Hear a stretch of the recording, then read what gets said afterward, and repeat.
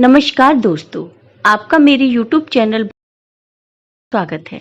आज मैं आपको भगवान शिव और मां पार्वती की एक बहुत ही सुंदर कहानी सुनाने जा रही हूँ। अगर आपको ये कहानी पसंद आई तो कमेंट बॉक्स में भगवान शिव और माता पार्वती की जय अवश्य लिखिए।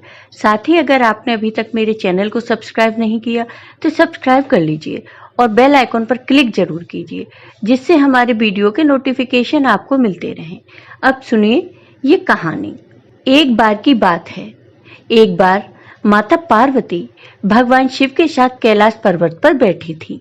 तभी उनके मन में विचार आया कि सारे देवता सुंदर महलों में रहते हैं, जबकि मेरे पति तो देवों के देव महादेव हैं। फिर भी मैं इस कैलाश पर रहती हूँ।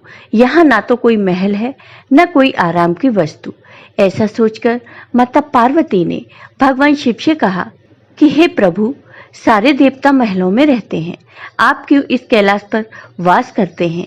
आप भी हमारे लिए एक भवन बनवा लीजिए ताकि हम भी आराम से रह सकें। मां पार्वती की बात सुनकर भगवान शिव थोड़ा सा मुस्कुराए और फिर बिना कुछ कहे ध्यान मग्न हो गए। माता पार्वती को भगवान शिव का ये व्यवहार कुछ ठीक नहीं लगा, किंतु वो बिना कुछ कहे वहां से चली गईं। जब भगवान शिव अपने ध्यान से निकले तो माता पार्वती ने फिर से भगवान शिव से कहा, हे प्रभु, मेरा भी मन है कि मैं अन्य देवताओं की तरह महल में रह सकूं। आप भी मेरे लिए एक महल बनवा दीजिए। तब भगवान शिव ने उनसे कहा, देवी, महल में रहना हम लोगों के लिए उचित नहीं है। किंतु माता पार्वती ने भगवान शिव से हठ पूर्वक कहा, प्रभु, आपको नहीं लगता कि आपको भी महल में रहना चाहिए? आपका महल तो स्वर्ग में बने हुए इंद्र के महल से भी उत्तम और भव्य होना चाहिए।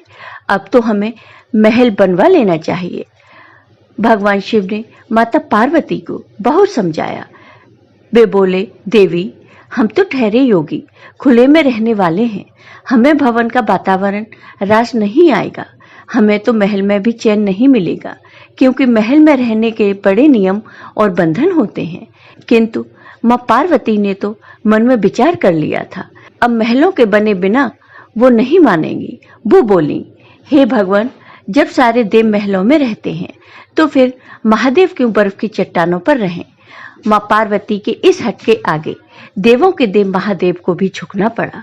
तब उन्होंने इस कार्य के लिए स्वर्ग से विश्वकर्मा जी को बुलवाया और उन्हें ऐसा महल बनाने को कहा जो तीनों लोकों में किसी का ना हो। उधर विश्वकर्मा जी भगवान शिव के आदेशानुसार भवन बनाने के लिए उपयुक्त स्थान की खोज में लग गए।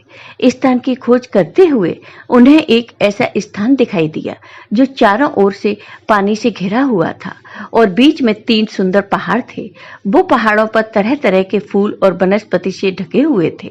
उस स्थान को देखकर विश्वकर्मा जी ने उसके बारे में माता पार्वती को बताया।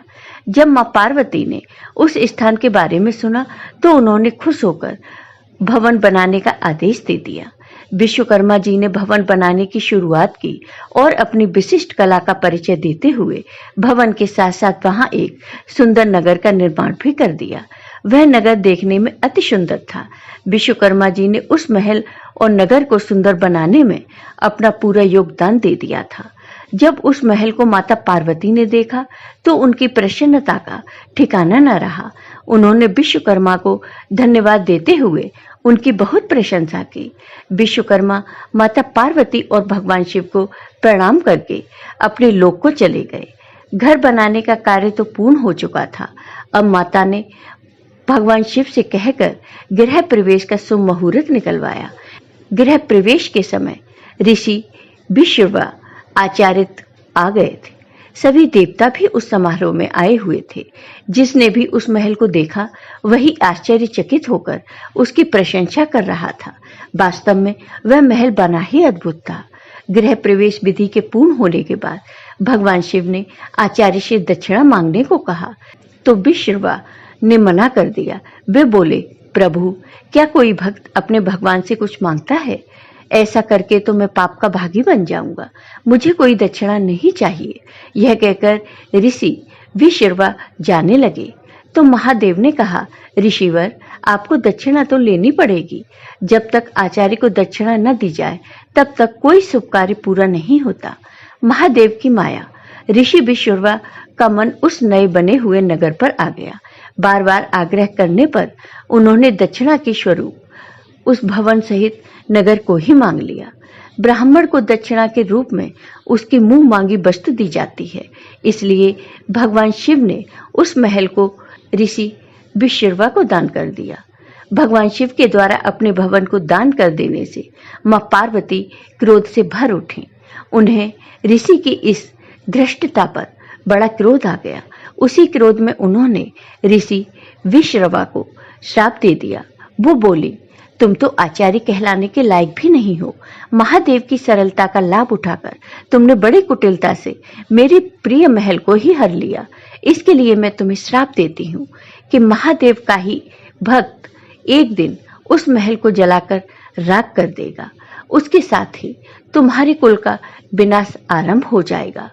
पुराणों के अनुसार ऋषि विश्रवा ने वो नगर अपने पुत्र कुबेर को दे दिया, लेकिन कुबेर को निकालकर उस महल पर रावण ने अपना अधिकार कर लिया।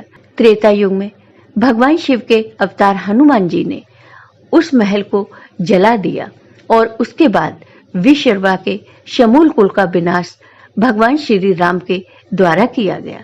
उस कुल में एकमात्र विभीषण ही श्री राम की शरण में होने के कारण बच पाए।